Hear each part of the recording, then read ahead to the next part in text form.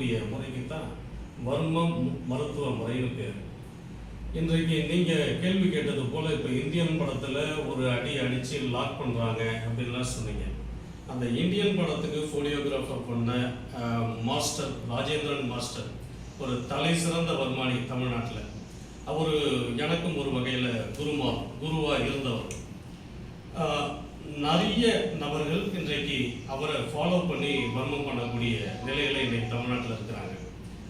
இது சோழர்கள் காலத்தில் சோழர்களுடைய வரலாற்றை நீங்கள் எடுத்து படிக்கும்போது பார்த்தீங்கன்னா, கடல் கடந்து போரிட்டான் ராஜேந்திர சோழன் என்று சொல்லுகிற பொழுது அவங்க எல்லாமே இந்த வர்மக்கலை மூலமாக தான் போர் பண்ணியிருக்கிறாங்க அப்படிங்கிறத அவங்களுடைய நூல் ஆதாரங்கள் நமக்கு சொல்லுது.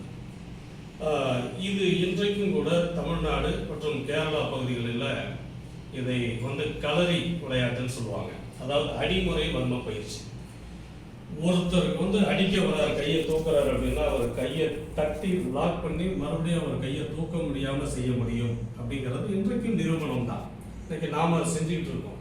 அப்போ ஒரு கையில் எந்த இடத்துல தட்டினா லாக் ஆகும் அப்படிங்கிறது வர்மம் தெரிந்தவர்களுக்கு தெரியும்.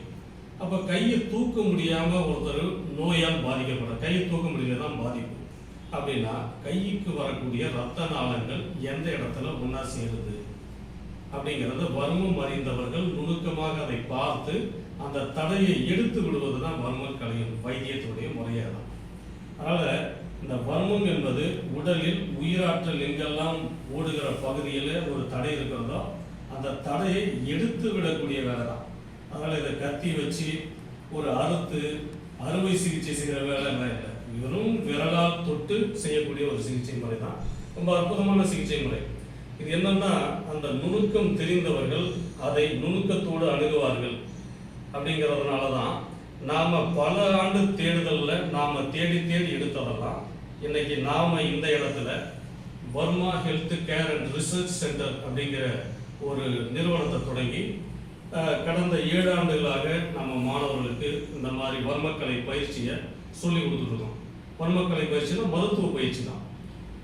எப்படி பாதிக்கப்பட்டவர்களை இந்த வர்மக்கலை மூலமாக நம்ம குணப்படுத்தலாம் அப்படிங்கிறத நாம் சொல்லி கொடுத்துருக்கோம்.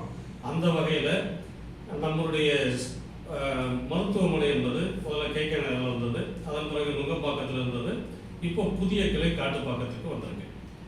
இங்கே நாம் ஸ்பெஷலாக எடுக்கிறது என்னன்னு பார்த்தீங்கன்னா, இந்த L4 L5 டிஸ்க் கம்ப்ரஸ் ஆயிடுச்சு அப்படின்னு சொல்லுவாங்க.